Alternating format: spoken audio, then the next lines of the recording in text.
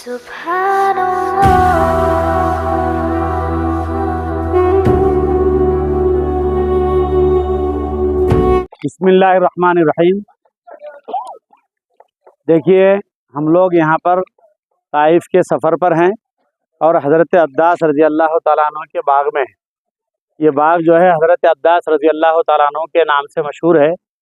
इसकी तारीख़ ये है कि जब, जैसा कि आपको वहाँ पर मुख्तसर बताया था मैंने, कि नबी करीम सल्लल्लाहु अलैहि वसल्लम नबूवत के 10वें साल, जब 10 साल तक आप मक्के में मेहनत करते रहे और वहाँ के लोगों से आप मायूस हुए, तो इस उम्मीद पर कि शायद ये लोग ईमान ले आएंगे, आपने ताइफ का सफ़र किया। मक्के के बाद पहला सफ़र जो है वो ताइफ का किया और यहाँ पर आने के बाद आपने ये उम्मीद की थी कि शायद यहाँ के कबीले के बनु सकीफ़, एक बड़ा कबीला था यहाँ पर, वो अगर ईमान ले आए तो फिर अल्लाह को मानने वालों की तादाद यहाँ पर बढ़ जाएगी और अच्छी रहेगी। अल्लाह के नबी सल्लल्लाहु अलैहि वसल्लम ने ये सोचा कि बनु सकीफ़ बड़ा कबीला है, अगर वो ईमान ले आएंगे तो फिर एक ईमान वालों में दाखिल होने वाले की तादाद बढ़ जाएगी। उस उम्मीद पर यहाँ पर आए आप।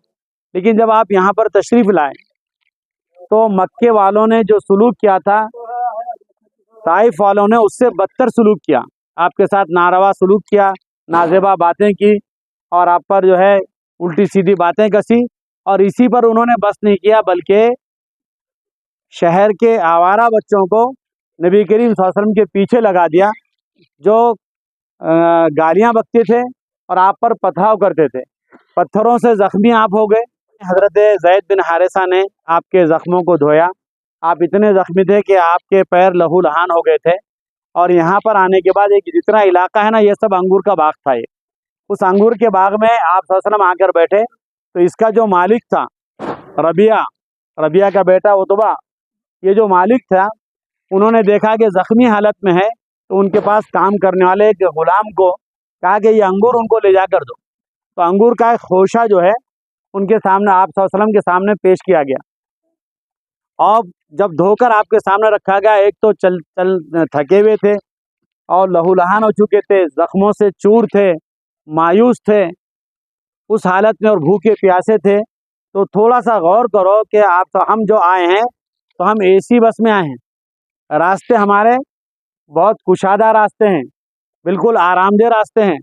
आप सल्लल्लाहु अलैहि वसल्लम मक्के से चलकर 100 या 120 किलोमीटर है, ये मक्के से चलकर इन पहाड़ी रास्तों से आपने कैसा सफ़र किया होगा, वो तसव्वुर कीजिए आप कि कैसा सफ़र किया आपने। और यहाँ आने के बाद फिर आपके साथ क्या सलूक किया गया। लेकिन आपने उन ज़ख्मों से चूर होने के बावजूद निढाल होकर बैठे थे और फरिश्ते, हज़रत जिब्राइल अलैहिस्सलाम फरिश्ते आपके पास आए और हज़रत जिब्राइल अलैहिस्सलाम ने कहा कि या रसूलुल्लाह सल्लल्लाहु अलैहि वसल्लम, ये फरिश्ते हाजिर है पहाड़ों के, अगर आप कहें तो हम ताइफ के पूरे ताइफ को इन पहाड़ों के दरमियान में हम पीस कर रख देंगे। लेकिन आप सल्लल्लाहु अलैहि वसल्लम तो रहमतुल लिल आलमीन है, आप सल्लल्लाहु अलैहि वसल्लम रहमतुल लिल आलमीन है। तो आपने कहा कि नहीं, बल्कि आपने क्या कहा, अल्लाहुम्मा इहदी कौमी फ़इन्नहुम ला यअलमून, कि अल्लाह मेरी इस कौम को हिदायत दे, ये मुझे नहीं जानते हैं, जब ये मुझे जानेंगे तो ये मुझ पर ईमान ले आएंगे, ये नहीं लाए तो इनकी औलाद ईमान ले आएंगी। और अल्लाह का फजल करम है कि पूरे ताइफ में आप देखेंगे कि सब के सब कलिमा गो लोग, सब के सब ईमान वाले लोग हैं। ये वही ताइफ वाले थे जिनके बड़ों ने आप सल्लल्लाहु अलैहि वसल्लम पर जुल्मों की इंतहा की थी।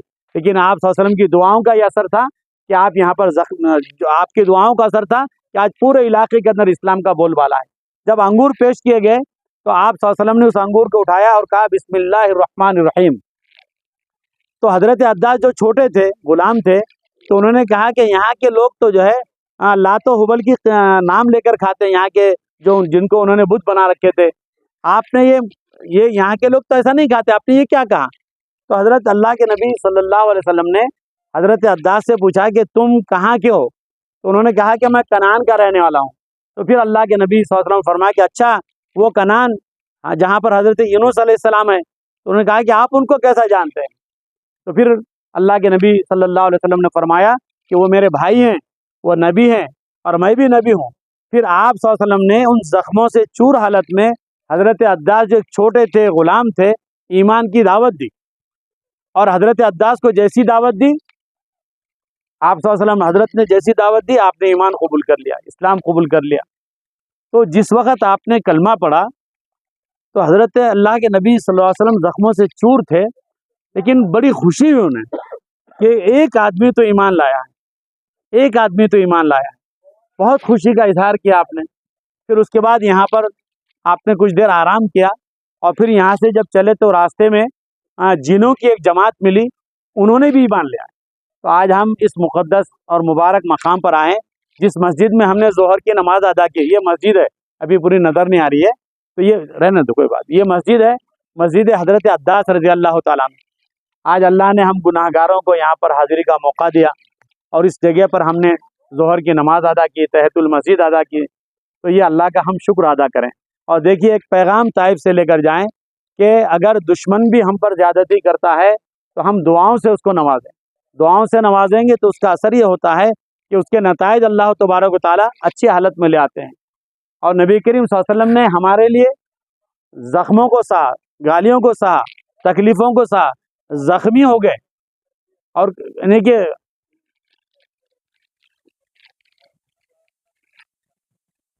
تھوڑا تصور کیجئے کہ کیا حالت بنی ہوگی۔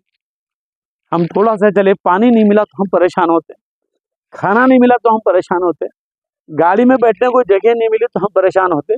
ہمارے پیارے آقا زخموں سے چور، پتھریلی زمین سے چلتے ہوئے،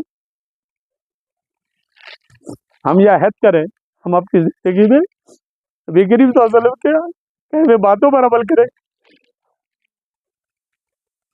گے سبھی انشاءاللہ، زندگی میں سنتوں کو زندہ کریں گے۔ ہمارے سونے کے آداب، کھانے کے طریقے، پہننے کے طریقے، کمانے کے طریقے، جتنے طریقے ہیں ہم یہ طے کریں گے، آج طائف کے سفر میں یہ عہد کریں گے کہ ہمارے جتنی زندگی کے اندر چیزیں ہوں گی نبی کریم صلی اللہ علیہ وسلم کی زندگی سے ہم ہٹ کر نہیں کریں گے انشاءاللہ، کریں گے سبھی انشاءاللہ، کہیے سبھی۔ اور ایک مرتبہ بآواز بلند درود شریف پڑھی ہے، اللہم صلی علی محمد،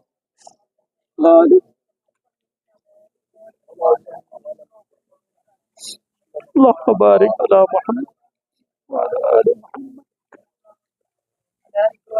وعلی آل محمد۔ دیکھیے ہم مقدس مقام پہ ہے، پتہ نہیں کس کس جگہ پہ اللہ کے رسول صلی اللہ علیہ وسلم یہاں پر چلے ہیں، مختصر مولانا دعا کریں گے، دعا کریں۔